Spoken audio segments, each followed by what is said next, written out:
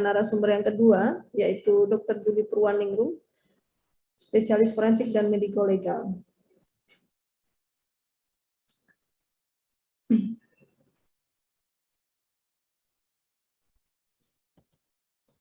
Beliau merupakan lulusan dari Universitas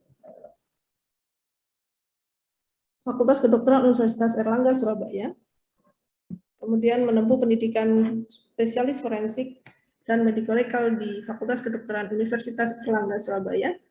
Dan saat ini Dr. Julie Purwaningrum bekerja sebagai dokter di Rumah Sakit Bayangkara Wahyu Tutuko Bojonegoro dan juga di Rumah Sakit Muhammadiyah Lamongan. Untuk waktu dan tempat, saya persilahkan pada Dr. Julie Purwaningrum untuk menyampaikan materinya dalam waktu kurang lebih 20 menit ya dok. Silakan. Assalamualaikum warahmatullahi wabarakatuh.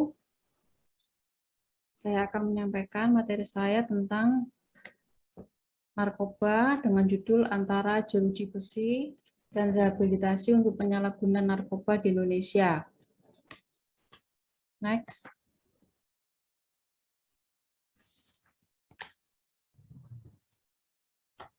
Tolong panitianya.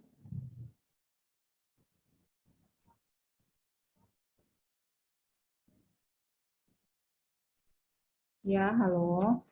Panitianya, slide saya kok tidak ada ini? Bisa share langsung, dokter mungkin? Minta katanya diatur mereka. Baik. Oh, sebentar ya, dokter. Coba kita konfirmasi ke panitia dulu ya, dok.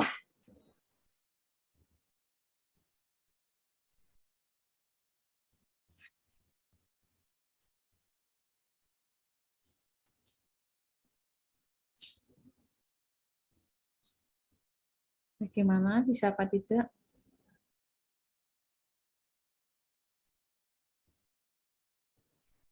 Sebentar ya, dok. Lagi ditanyakan dengan panitia yang lain, bentar ya, dok. Oh, iya, iya.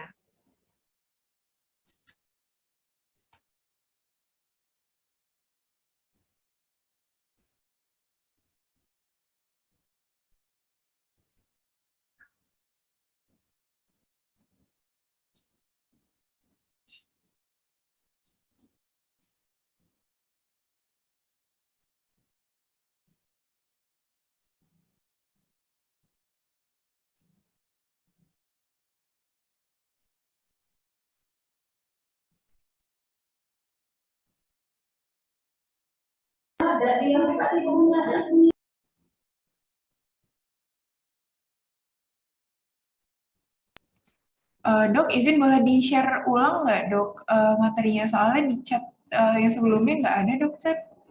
Atau di-share di Zoom sini aja, dok, biar kami bantu share screen dari sini. Dikirim dari chat Zoom boleh ini, dokter? Bentar ya.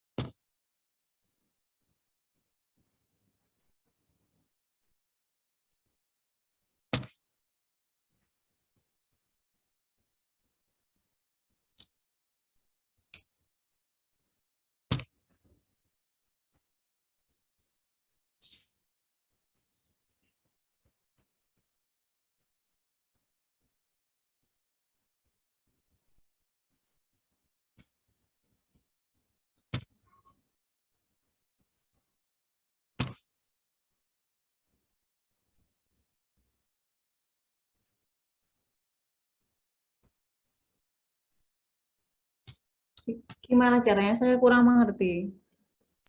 Ini Saya ada sudah ini, dok. Benar nggak, dok? Iya, iya, maaf. Oke, maaf ya, dokter. Ada gangguan teknis tadi, dokter. Terima kasih. Iya, kok nggak bisa tadi aku klik kok nggak bisa. Iya. Ini ya, dokter ya. Iya, Silakan, dok. iya.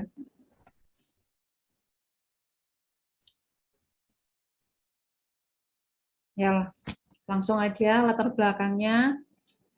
Penyalahgunaan dan peredaran gelap narkoba yang kita ketahui terus meluas di dunia, bahkan di Indonesia. Peredaran tidak hanya di kota besar, namun sampai kota kecil, pedesaan, dilakukan melalui kurir dan internet. Bahaya penyalahgunaan narkoba bisa menyebabkan pelarangan peredaran narkoba dan awal perdagangan gelap. Perlu adanya penanggulangan maksimal dan terpadu untuk mencari solusi yang terbaik. Next.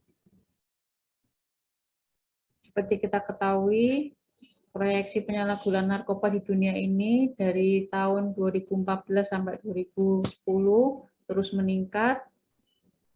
Butuh suatu upaya maksimal untuk mencegah dan rehabilitasi terpadu akan menekan jumlah penyalahgunaan. Next. Narkoba adalah suatu zat dari tanaman atau sintesis, bukan sintesis, yang bisa mengganggu suatu daya pikir, daya ingat, konsentrasi, persepsi, dan perasaan perilaku. Seperti gambar kartun ini, seperti ini, jadi orang akan ketergantungan, kemudian minta lagi, seperti itu. Next. Seperti ini resminya, kemudian narkoba merupakan kepanjangan dari narkotika, psikotropika, dan bahan adiktif berbahaya lainnya.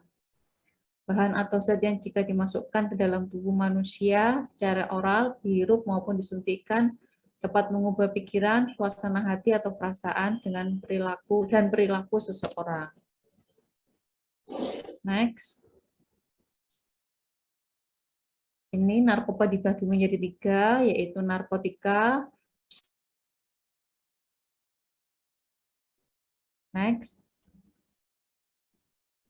Untuk narkotika pengertiannya berdasarkan Undang-Undang Nomor 23 Tahun 2009 menyebutkan bahwa narkotika adalah zat atau obat yang berasal dari tanaman atau bukan tanaman, baik sintesis maupun semisintesis yang dapat menyebabkan penurunan atau perubahan kesadaran, hilangnya rasa, mengurangi sampai menghilangkan rasa nyeri, dan dapat menimbulkan ketergantungan yang dibedakan ke dalam golongan-golongan.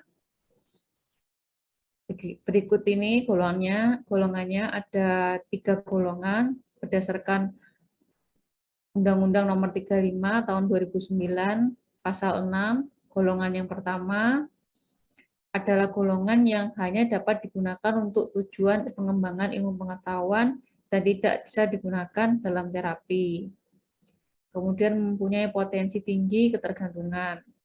Contohnya heroin, kokain, ganja. Untuk golongan yang kedua, berkhasiat dalam pengobatan, digunakan sebagai suatu pilihan terakhir untuk pengobatan itu, kemudian dapat digunakan dalam terapi dan pengembangan ilmu pengetahuan juga, dan mempunyai potensi tinggi ketergantungan. Contohnya morfin dan petidin. Untuk golongan ketiga, berkhasiat untuk pengobatan dan banyak digunakan dalam pengembangan terapi ilmu pengetahuan. Mempunyai potensi ringan untuk mengakibatkan ketergantungan. Contohnya kodein. Next. Tujuan dibentuknya Undang-Undang Narkotika disebutkan pada Pasal 4 Undang-Undang Nomor 35. Maaf.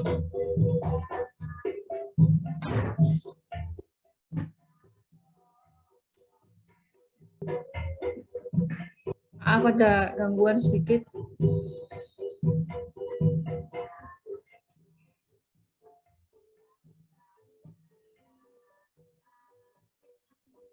Tujuan dibentuknya Undang-Undang Narkotika disebutkan dalam Pasal 4 Undang-Undang Nomor 35 Tahun 2009. Yang pertama, untuk menjamin ketersediaan narkotika untuk kepentingan pelayanan kesehatan dan pengembangan ilmu pengetahuan, melindungi dan menyelamatkan bangsa Indonesia dari penyalahgunaan narkotika. Yang ketiga, memberantas peredaran gelap narkotika dan prekursornya narkotika. Kemudian menjamin pengaturan upaya rehabilitasi medis dan sosial bagi penyalahguna dan pecandu narkotika. Itu tujuannya dibentuknya. Nah, contohnya narkotika seperti ini. Ini ada morfin, ada ganja, ada kokain, ada petidin, ada kodein, ada opium. Next. Sedangkan psikotropika menurut Undang-Undang Republik Indonesia Nomor 5 Tahun 1997, psikotropika adalah suatu zat atau obat baik alamiah maupun sintesis, bukan narkotika, tapi yang berkhasiat psikoaktif melalui pengaruh selektif pada susunan saraf pusat yang menyebabkan perubahan khas pada aktivitas mental dan perilaku. Next. Psikotropika juga dibedakan menjadi golongan-golongan, ada 4 golongan, sama mirip seperti narkotika tadi. Golongan yang pertama, tidak dapat digunakan untuk terapi, hanya untuk tujuan pengetahuan, kemudian mempunyai potensi kuat mengakibatkan sindrom ketergantungan, contohnya ekstasi. Kemudian yang golongan kedua, berkhasiat pengobatan dan dapat digunakan dalam terapi atau ilmu pengetahuan, mempunyai potensi yang kuat menimbulkan ketergantungan, contohnya sabu-sabu, atau kita sebutnya amfetamin, kemudian dexamfetamin. Kemudian yang golongan ketiga, berkhasiat untuk pengobatan dan banyak digunakan untuk ilmu pengetahuan atau terapi. Mempunyai potensi yang sedang, mengakibatkan sindrom ketergantungan, contohnya fenobarbital, amobarbital. Sedangkan golongan yang paling ringan, yang keempat, berkhasiat pengobatan dan sangat luas digunakan dalam terapi atau ilmu pengetahuan. Mempunyai potensi ringan mengakibatkan sindrom ketergantungan. Contohnya diazepam dan nitrazepam. Next. Ini contohnya orang yang menggunakan psikotropika. Ini salah satu wajah artis kita. Untuk penampakan yang pertama, dia belum menggunakan narkoba, masih terlihat segar, bugar, pipinya tembem seperti itu. Tapi setelah menggunakan narkoba, keluar dari rehabilitasi, kelihatan kurus sekali, cekung seperti itu, jadi jelek gitu jadinya. Jadi inilah akibat orang yang menggunakan psikotropi, dia menggunakan ekstasi tahunya. Seperti itu. Next. Kemudian yang ketiga, zat adiktif lain di luar narkotika dan psikotropika, contohnya minuman alkohol, langsung saja ya. Kemudian minuman alkohol itu berupa minuman-minuman yang misalnya bir, whisky, anggur, seperti itu. Kemudian inhalasi, ya, si gas yang dihirup, kemudian atau zat pelarut dan menguap berupa senyawa organik yang terdapat pada berbagai barang keperluan rumah tangga, kantor, dan sebagai pelumas mesin dan sering disalahgunakan. Itu contohnya lem disedot-sedot seperti itu, dihisap-hisap. Kemudian penghapus cat kuku juga bensin juga bisa digunakan untuk jadi narkoba nanti akhirnya itu. Kemudian tembakau juga yang mengandung nikotin menyebabkan efek ketergantungan, sangat luas digunakan di masyarakat. Next. Contohnya bir, anggur, whisky, tembakau. Kalau bir masih ringan, kemudian anggur itu zat alkoholnya lebih besar dan whisky lebih besar lagi karena biasanya ini dipakai dalam mengatasi kedinginan orang-orang di luar Indonesia yang mengalami musim dingin seperti itu. Next.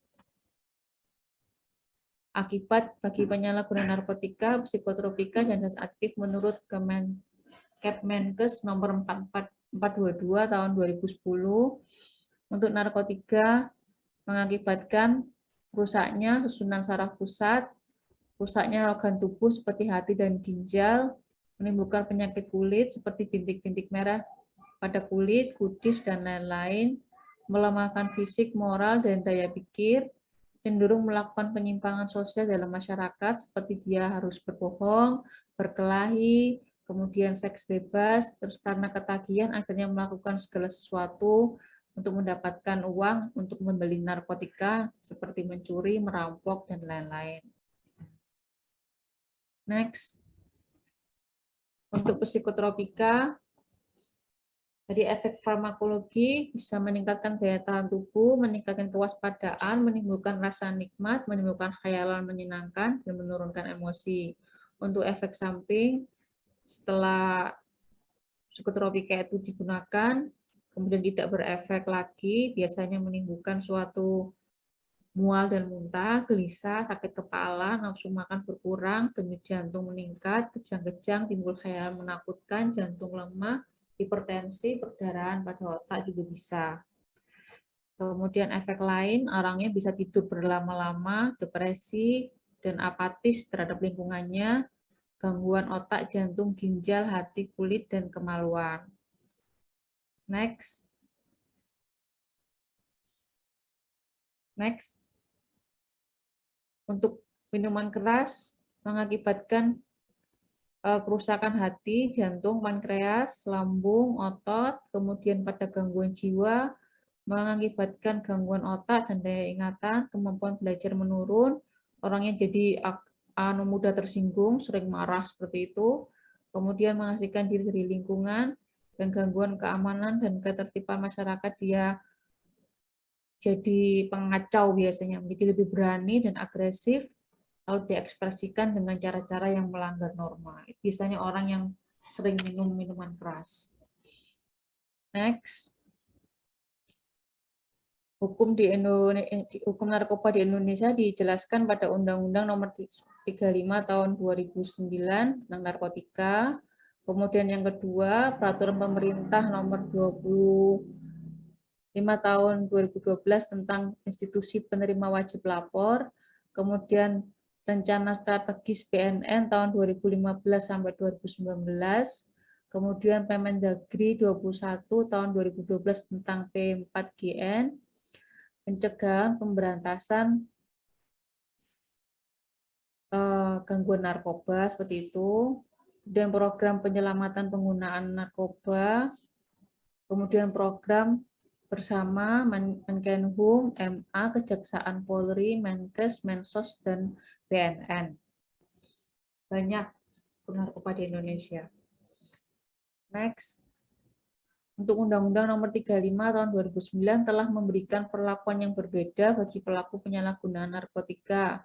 Sebelum adanya undang-undang itu tidak ada perbedaan perlakuan antara pengguna, pengedar, bandar maupun produsen narkotika, jadi disamaratakan, semua dimasukkan penjara seperti itu. Kemudian dengan adanya Undang-Undang Nomor 35, maka tindakan yang diberikan pada pengguna narkoba, pengguna ini ya, bisa berupa pidana penjara, bisa berupa vonis rehabilitasi. Next. Untuk penjara sebagai hukuman penyalahgunaan narkoba itu disebutkan pada Undang-Undang Nomor 35 Tahun 2009. Bagi penanam, yaitu mereka yang menanam, memelihara, memiliki, menyimpan, menguasai, atau menyediakan narkoba dikenakan ketentuan pidana paling singkat 2 tahun, paling lama seumur hidup. Kemudian sebagai pengedar, pengirim, pengangkut, pemasok untuk penjualan, pembeli, penerima, perantara, jual beli lainnya diancam dengan pidana penjara paling singkat 2 tahun, paling lama seumur hidup. Kemudian untuk produsen yang memproduksi, mengimpor, mengekspor, atau menyalurkan narkoba dikenakan penjara paling singkat 3 tahun, paling lama seumur hidup. Untuk pengguna dipidana dengan hukuman penjara paling singkat 3 tahun, paling lama seumur hidup. Dan untuk perkursor narkoba dipidana penjara paling singkat 4 tahun dan paling lama 20 tahun. Next. Peredaran narkotika dan obat-obatan berbahaya di Indonesia makin meluas dan bertambah tiap tahunnya. Seperti yang dilaporkan oleh Direktorat Jenderal Pemasyarakatan, Kementerian Hukum dan HAM, per Agustus 2021 dari 151.303 narapidana tindak pidana khusus, sebanyak 96%-nya, yaitu 141.413 adalah napi narkoba. Dan dari jumlah itu sebanyak itu, 116.930 pengedarnya, sisanya pengguna. Jadi banyak pengedar yang di lapas itu. Menurut Jenderal Menurut Direktur Jenderal Pemasyarakatan Sri Buku Utami, pidana penjara bukan satu-satunya hukuman yang bisa diterapkan bagi pelanggar hukum. Pada pasal 127 untuk Undang-Undang 35 Nomor 35 Tahun 2009 jelas tertuang pecandu narkotika berhak mendapatkan rehabilitasi baik medis maupun sosial. Penempatan pecandu ke dalam jeruji besi sangatlah tidak efektif. Pecandu biasanya begitu keluar lalu masuk lagi sebagai pengedar. Itu tidak baiknya. Itu disebutkan sama Ibu Sri Buku Utami, Direktur Jenderal Pemasyarakatan. Next. Mohon maaf dokter, waktunya kurang 2 menit lagi dok. Oh iya, dasar kemungkinan narapidana mengulangi tindak kriminalnya, langsung saja kontrol diri yang rendah, tidak adanya usaha narapidana menjadi diri sendiri yang ideal, belum adanya program pembinaan untuk menumbuhkan kontrol diri. Seperti ini, dia harus sendiri menghadapi semuanya, jadi tidak terkontrol. Next. Next. Langsung saja. Penempatan narkoba juga diatur dalam PP nomor 25 tahun 2011 pasal 13. Kemudian next. Rehabilitasi sebagai penanganan penyalahgunaan narkoba itu diatur dalam pasal 54, pasal 103, pasal 127 Undang-Undang nomor 35 tahun 2009. Rehabilitasi adalah usaha untuk memulihkan. Intinya seperti itu ya. Atau kita sebut resosialisasi. Resosialisasi ya benar. Ya. Next. Ini aturan lain selain Undang-Undang Nomor 35, ada Perka, Polri, Sekja, Peraturan Jaksa Agung, SEMA Nomor 34, kemudian tahun 2010-2011 dan Permenkes Nomor 50. Next. Mekanisme rehabilitasi narkoba ada 2, mekanisme secara sukarela, jadi kita melakukan promosi, razia, penjangkauan, kemudian kita screening, lalu yang ketemu kita langsung kita tujukan ke lembaga rehabilitasi medis, seperti itu. Next, kemudian mekanisme dalam proses hukum, orangnya ini penyalahgunaan narkoba untuk diri sendiri dengan tertangkap, kemudian ditangkap oleh penyidik, lalu kemudian dilakukan suatu asesmen oleh penyidik, kemudian ditangani oleh TAT, tim asesmen terpadu, lalu kemudian selama dia tertangkap itu dia direhabilitasi dalam penyidikan, kemudian dilakukan proses hukum, dan akhirnya semuanya berakhir di keputusan hakim, apakah dia diberlakukan tindakan rehabilitasi ataukah hukuman rehabilitasi berupa penjara tadi itu, atau di rehabilitasi. Jadi selama tadi dia di proses seperti tadi, dia juga direhabilitasi. Next. Ini selanjutnya alur rehabilitasi berkelanjutan selanjutnya. Langsung saja ya. Nah, waktunya tidak memungkinkan, langsung. Next. Next. Tindakan masyarakat perlu untuk didukung rehabilitasi. Program rehabilitasi penyalahgunaan dapat berhasil apabila didukung oleh semua pihak, termasuk masyarakat itu sendiri. Pada Undang-Undang Nomor 35 Tahun 2009, Pasal 55 menyebutkan tentang kewajiban lapor diri bagi pecandu pada puskesmas, rumah sakit, dan atau lembaga rehab medis dan rehab sosial yang dituju pemerintah untuk mendapatkan pengobatan dan atau perawatan melalui rehab medis dan rehab sosial.